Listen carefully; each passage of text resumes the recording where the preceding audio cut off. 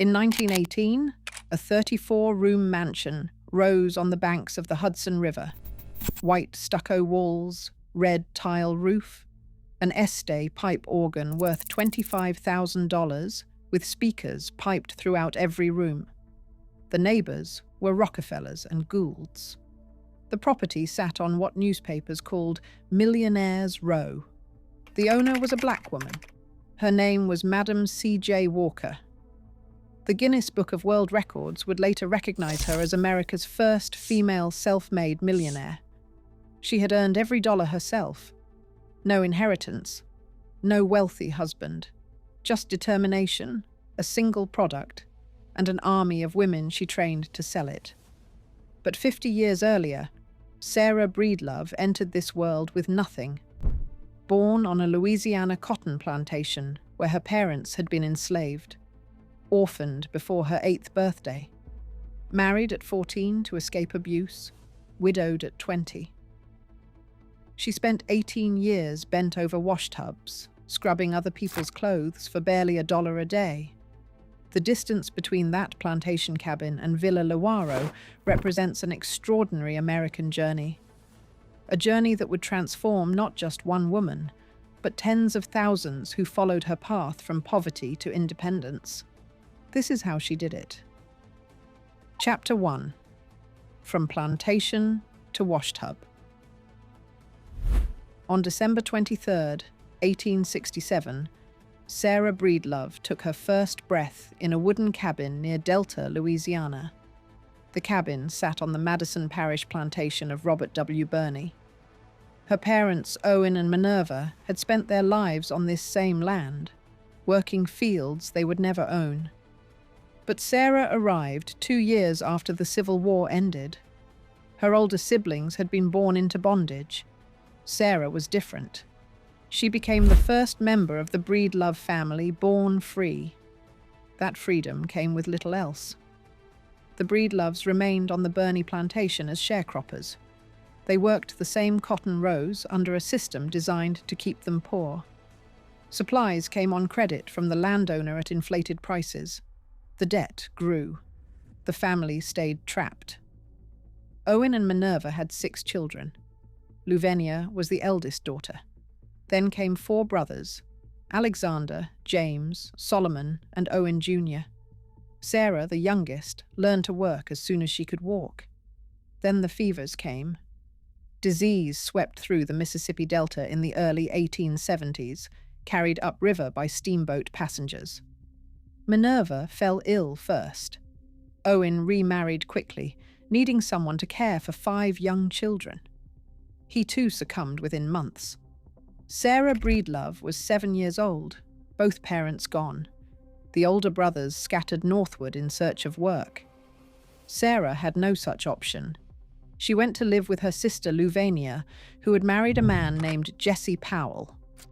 Around 1877, the cotton crop failed. Louisiana and Jesse decided to cross the river and try their luck in Vicksburg, Mississippi. 10-year-old Sarah went with them. Vicksburg offered work for those willing to do what white residents refused. Sarah picked cotton. She scrubbed floors in white households. She had no opportunity for schooling. But the hardest part was not the labor. Jesse Powell treated Sarah cruelly. She never detailed the abuse publicly, speaking of it only in fragments throughout her life. Whatever happened inside that household was severe enough that she decided, at 14 years old, to marry a man she barely knew just to get out. His name was Moses McWilliams. The marriage was not born of romance. Sarah explained it plainly years later. She wanted a home of her own. For 3 years, the McWilliams household provided something Sarah had never experienced: stability. On June 6, 1885, she gave birth to a daughter named Lelia. Sarah was 17. She had a husband, a child, a chance. 2 years later, Moses died. The cause remains unconfirmed. In 1887, Sarah became a 20-year-old widow with a 2-year-old daughter and no means of support. Her brothers had established themselves as barbers in St. Louis, Missouri. The city was growing. Laundry work paid better there, and St. Louis had schools where Lelia could receive an education. In 1888, Sarah boarded a steamboat heading north. She found work immediately. Laundry was grueling. She rose before dawn to collect dirty clothes from white households, heated water over wood fires, and scrubbed fabric on metal washboards until her knuckles bled. She stirred pots of boiling lye soap, wrung sheets by hand, hung everything to dry, then ironed and folded and delivered. For this, she earned barely more than $1 per day. But Sarah had a purpose. Lelia would go to school. Lelia would have opportunities her mother never had. Every blister was an investment in her daughter's future. Sarah also found community at St. Paul African Methodist Episcopal Church. She sang in the choir. The women there helped her improve her reading. She attended night school when she could. She married again in 1894. John Davis proved unreliable, and the marriage eventually failed. Through it all, Sarah kept scrubbing, year after year at the washtub. Her daughter thrived in school, while Sarah's hands grew raw from labor and lye. She was approaching 40. 18 years of washing other people's clothes, 18 years of barely surviving. Something had to change. Chapter 2. The Hair Crisis. During the 1890s, Sarah noticed something alarming. Her hair was falling out. At first, just a few strands in her comb. Then small patches appeared on her scalp. The condition worsened each year. By the turn of the century, she had lost most of her hair. She was not alone. Across America, black women suffered the same affliction in staggering numbers. The causes were everywhere, invisible and relentless. Most Americans in this era lacked indoor plumbing. Bathing was infrequent, hair washing even more so. Without regular cleaning, scalp infections flourished. Dandruff turned severe, bacteria spread. The problem was worse for laundresses like Sarah. The same lye soap she used to scrub white families' clothes was the soap she used on her own body. Lye is caustic. It stripped oils from fabric. It stripped oils from scalps, too. Years of exposure left skin irritated and hair follicles damaged. Poor diet compounded everything. Sarah had spent decades in poverty, eating whatever she could afford. Nutritional deficiencies weakened hair from the inside. Stress did the rest. 18 years of back-breaking labor, a failed second marriage. The constant pressure of raising a daughter alone while barely surviving. Sarah tried everything she could find. She consulted her brothers, all barbers who understood hair. They offered advice but no cures. She purchased products from local stores, ointments, and tonics that promised restoration. None delivered. She experimented with home remedies passed between women in her community. Nothing worked. Her scalp remained inflamed. Her hair continued to thin. For a woman already facing poverty and discrimination, baldness carried additional weight. Hair mattered in this era. It signified health, femininity, respectability. Losing it felt like losing dignity itself. Sarah was approaching 40. She had survived orphanhood, abuse, widowhood, and 18 years of poverty. But this felt different. This was visible. This could not be hidden. She needed a solution, and she would find one, though not in St. Louis. Chapter 3. Birth of an Empire. In 1903, Sarah heard about a woman named Annie Turnbow Malone. Malone was a black entrepreneur in St. Louis who had developed her own line of hair care products. Her company, Poro, sold treatments that actually worked. Women swore by them. Malone was hiring sales agents. Sarah tried the products herself. Her scalp began to heal. Her hair started growing back. Within months, The determined washerwoman had joined Malone's sales force, going door to door in black neighborhoods, demonstrating treatments, earning commissions. In July 1905, Malone sent her west to open a new market. Sarah arrived in Denver, Colorado, with $1.05 in her pocket, 37 years old. Starting over once more. Denver changed everything. Working as Malone's agent, Sarah studied the products carefully, the ingredients, what worked and what did not. Quietly in her rented room, experimentation began. Sulfur to treat infections, petroleum jelly to moisturize. A precise combination that produced results. Later, when journalists asked about the formula, a story emerged that became legend. A black man appeared to her in a dream. He revealed which ingredients to mix, some from Africa. The instructions were followed exactly. Whether the dream was literal or symbolic, the result was real. A product that worked. Something entirely her own. In January 1906, marriage brought a new partner.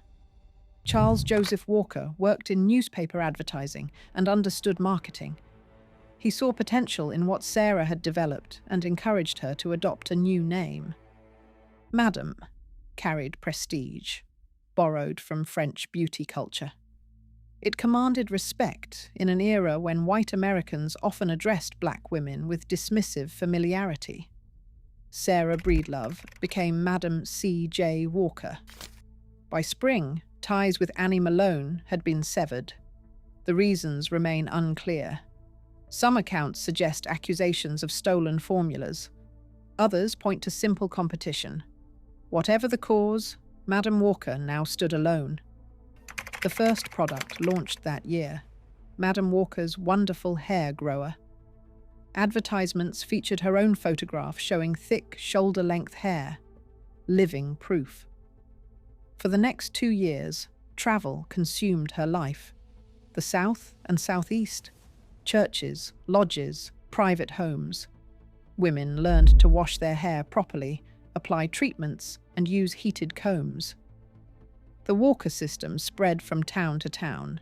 Recruitment happened everywhere. This was not just product sales. This was economic freedom. Black women who became Walker agents could earn real money, not washerwoman wages, real income on their own terms. Pittsburgh came in 1908. An office, a school called Lelia College, named for her daughter, training women in the Walker system. $25 for a comprehensive course. Graduates became certified agents, ready to build their own businesses. Lelia managed the Pittsburgh operation. Her mother kept moving. But something larger was needed. Real headquarters. Manufacturing capacity. Access to shipping networks. Indianapolis, Indiana, appeared on the horizon. The nation's largest inland manufacturing center. Railroads connecting every major market. In February 1910, Madam Walker arrived. Indiana Avenue became home, the heart of Black Indianapolis. A salon opened first, then a factory, another training school. Within months, 950 agents carried the Walker name. Thousands of customers lined up. That summer, lawyers Freeman Ransom and Robert Brokenburr incorporated the Madam C.J. Walker Manufacturing Company. One stockholder, one owner, one vision. The business exploded. The marriage did not. Charles Walker wanted more control. The brand bore his name. He believed he deserved a larger role. His wife disagreed. The company was hers. The 18 years of washtubs and poverty had been hers alone. Divorce came in 1912. The name stayed for the brand. By then, over 1,600 agents worked across America. Weekly revenues reached $1,000. The washerwoman from Delta, Louisiana, had become a business titan. And Madam Walker was only beginning to discover what that power could do. Chapter 4. The Activist Millionaire. By 1912, an empire had been built. Now came the question of what to do with that power. The most influential black man in America was Booker T. Washington, founder of the Tuskegee Institute, advisor to presidents, the undisputed voice of black progress. His support could open any door. In January 1912, the businesswoman traveled to Alabama and requested a meeting. Washington allowed her 10 minutes at a minor venue. Every second counted. The demonstration impressed an audience of farmers enough that Washington permitted her to sell at the conference.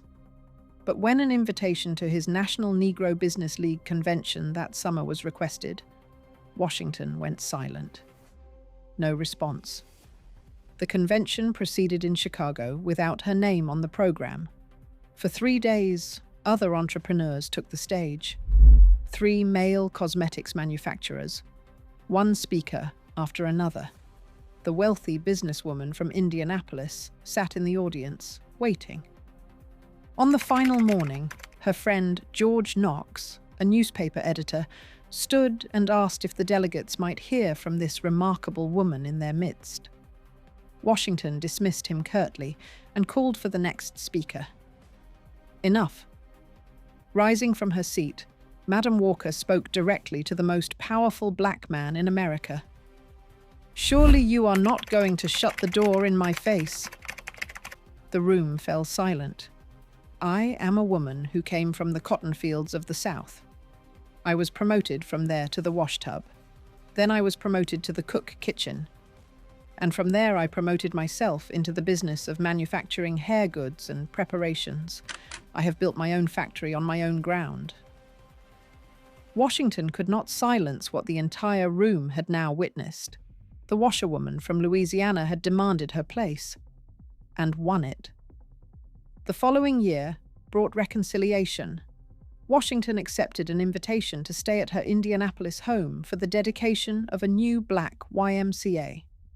Her $1,000 contribution to the building fund was the largest individual donation. Washington showed his gratitude publicly, praising her to the assembled crowd.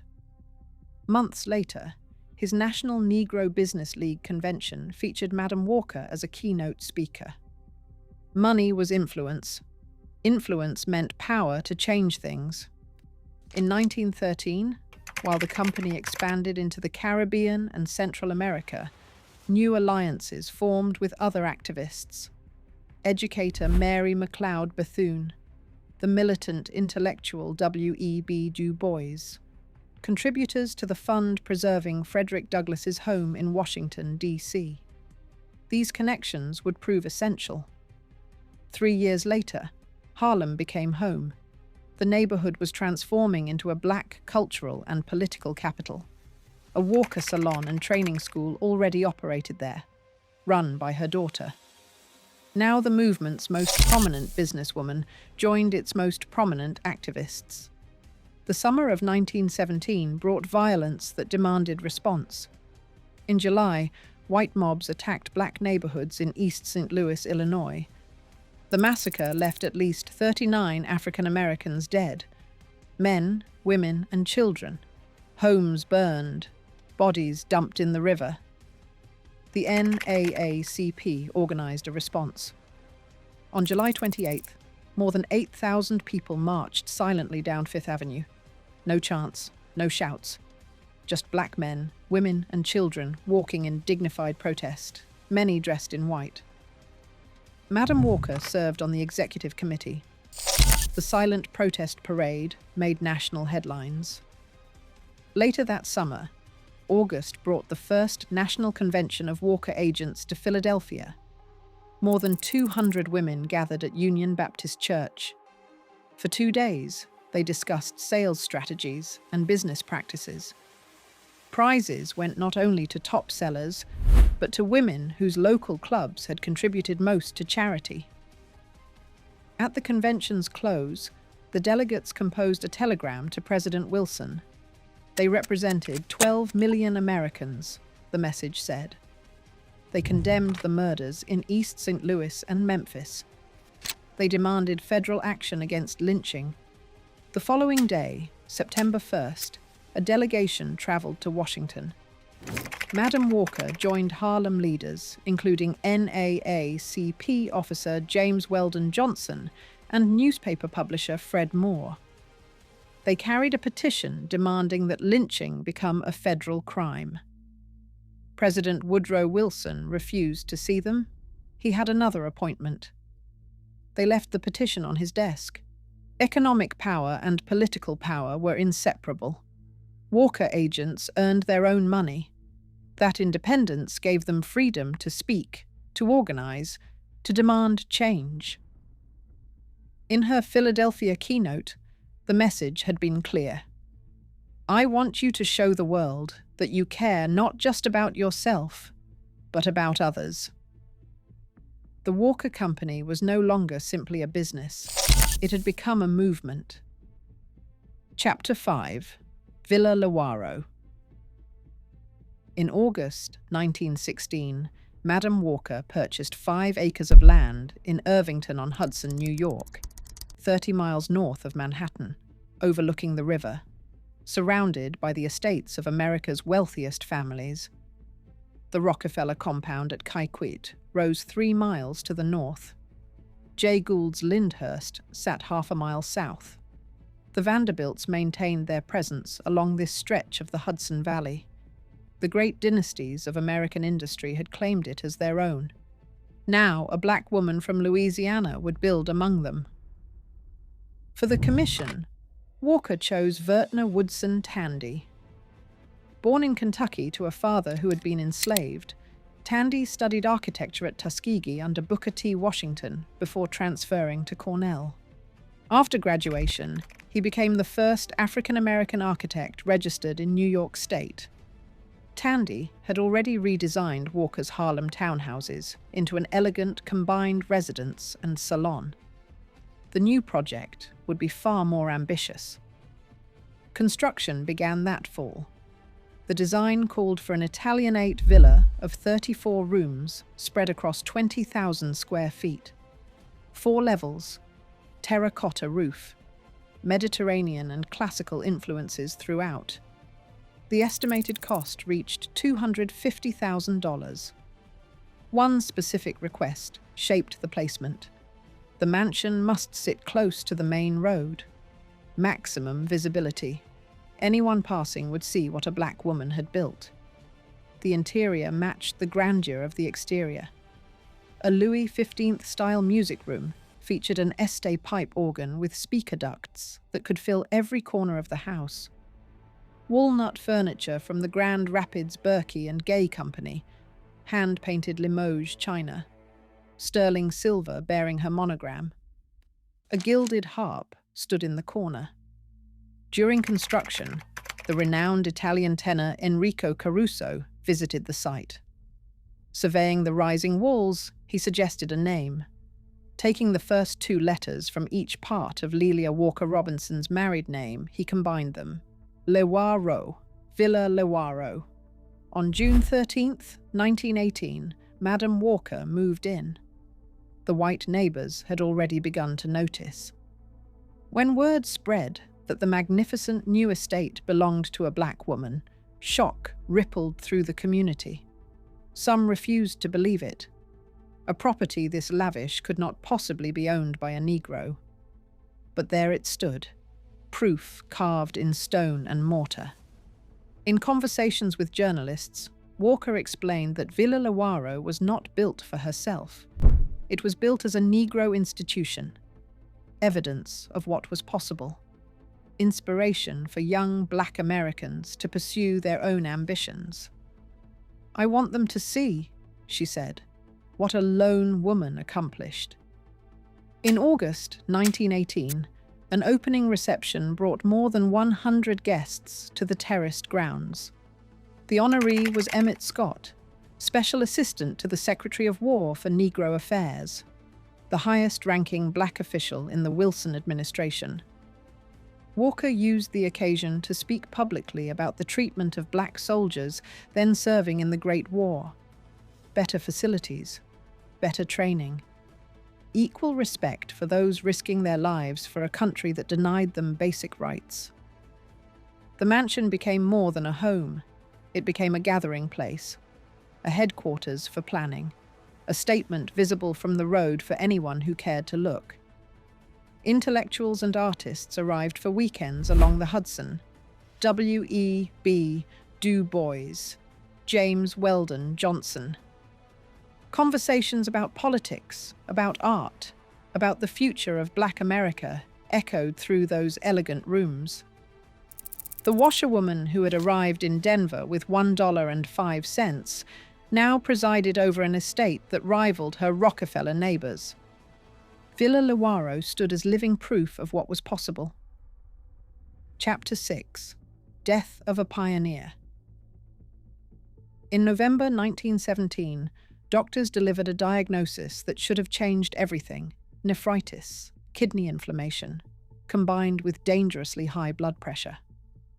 The physicians warned Madam Walker to slow down immediately, rest, reduce stress, stop the relentless travel. She refused. If anything, the pace accelerated. More speeches, more conventions, more trips across the country to visit Walker agents and address Black organizations. The work was not finished. The movement she had built required her presence. Through 1918, the schedule continued. Villa Lewaro hosted distinguished guests. Planning meetings filled the elegant rooms. Walker presided over her second national convention in Chicago. Her income that year reached $276,000. But the body has limits that willpower cannot overcome. By early 1919, travel became physically impossible. Walker remained at Villa Lewaro, confined to her bed for longer and longer periods. The kidney disease progressed.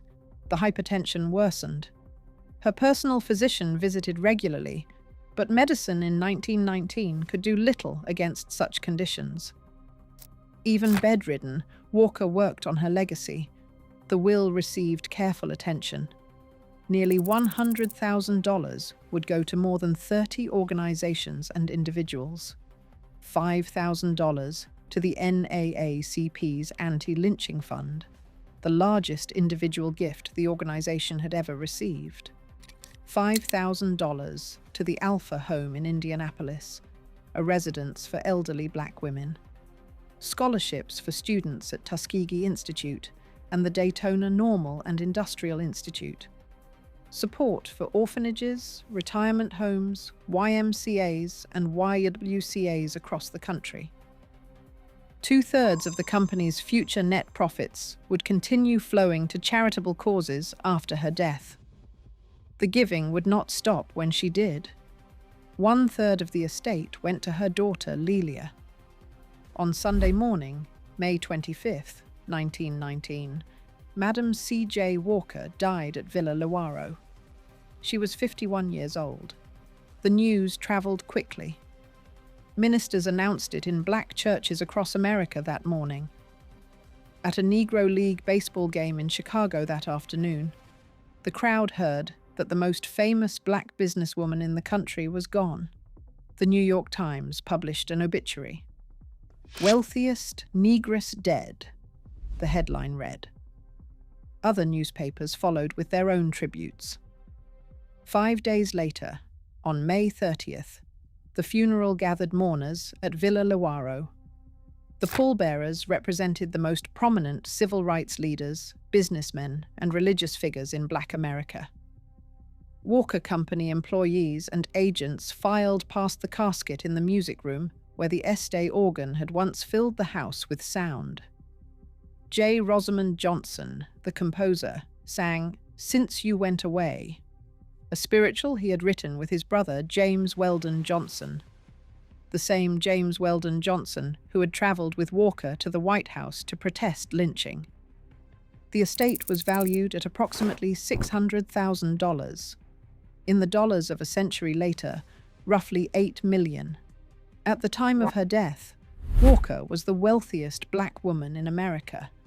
Some eulogies called her the first female self-made millionaire in the country. The claim would later be debated by historians. Other women may have achieved similar wealth earlier, though their fortunes were less documented. What remained beyond dispute was the scale of what she had built. The 20,000 women trained in the Walker system, the thousands of agents earning independent incomes, the factories and schools and salons spanning the nation. Madam Walker was buried at Woodlawn Cemetery in the Bronx. The woman born Sarah Breedlove in a Louisiana cabin had come to rest among the monuments of New York's wealthy elite, not far from the Gould family mausoleum, steps away from where Pulitzer and Woolworth would later join her. The empire she created would continue. The daughter she had raised in a washtub laundry would inherit it all. Chapter 7. The Joy Goddess. Alelia Walker was not her mother. Where Madam Walker had risen before dawn and worked until midnight, her daughter preferred parties that lasted until dawn. Where the mother had built an empire through relentless discipline, the daughter preferred to preside over it, like visiting royalty. But Alelia knew how to bring people together. In the 1920s, that gift would help define an era. Upon inheriting the Walker Company in 1919, Alelia became president. The title was largely ceremonial. Attorney Freeman Ransom and factory manager Alice Kelly handled daily operations from Indianapolis.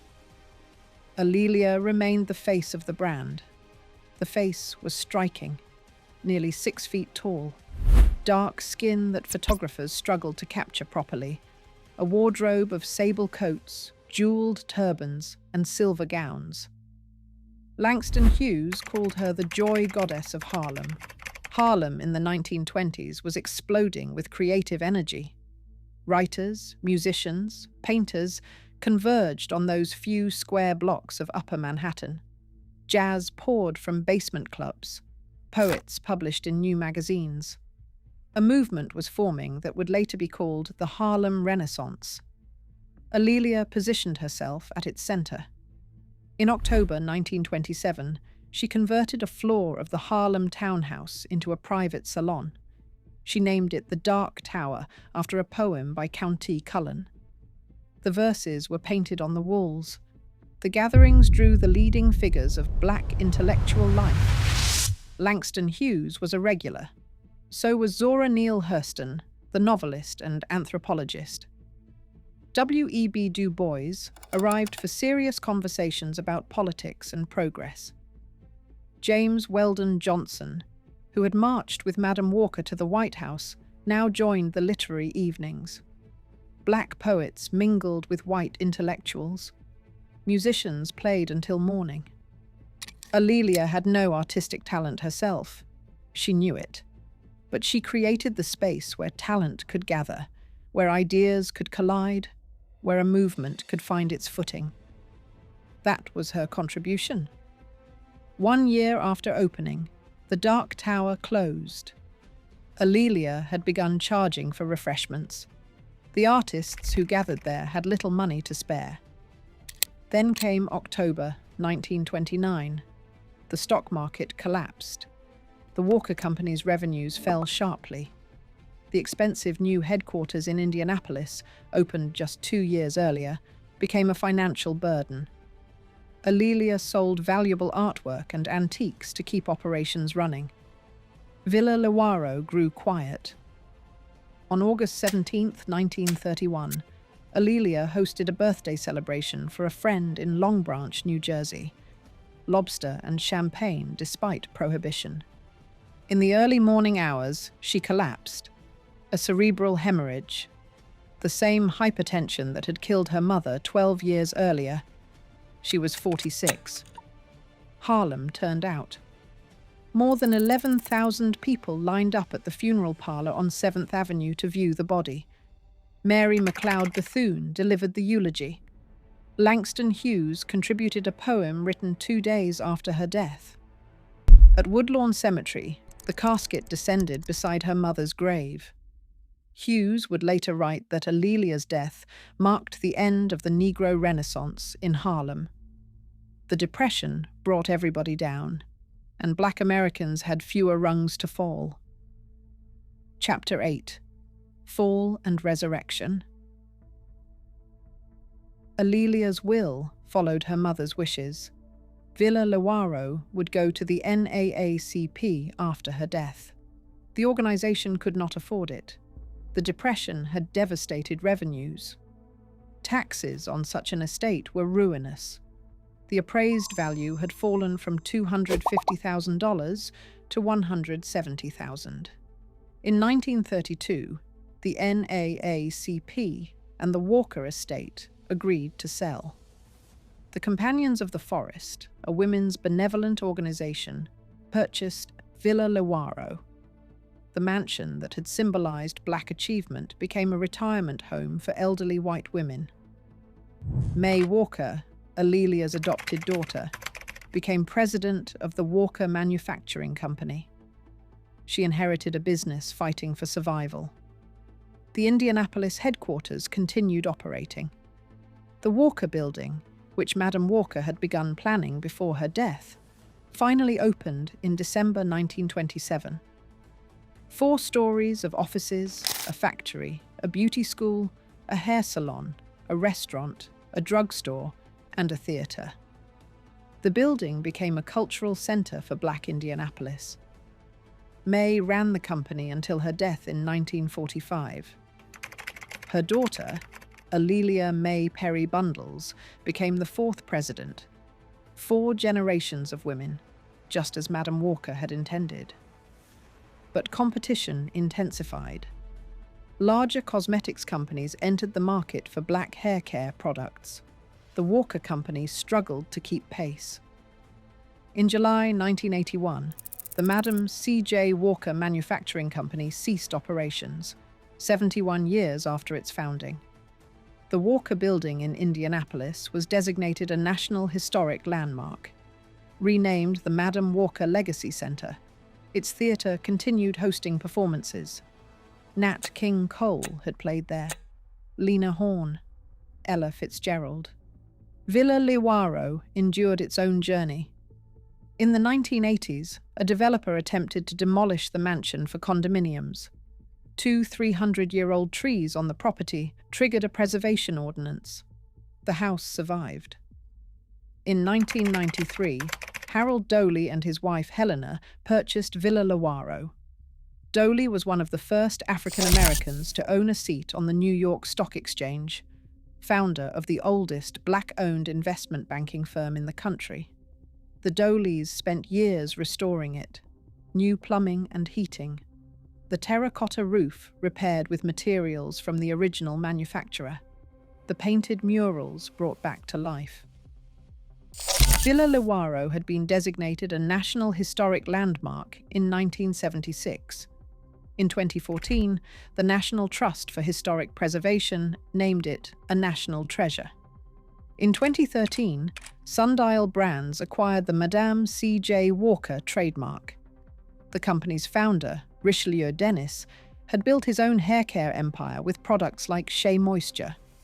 Madam C.J. Walker Beauty Culture launched at Sephora stores nationwide. In 2018, the New Voices Foundation purchased Villa Lewaro from the Doleys.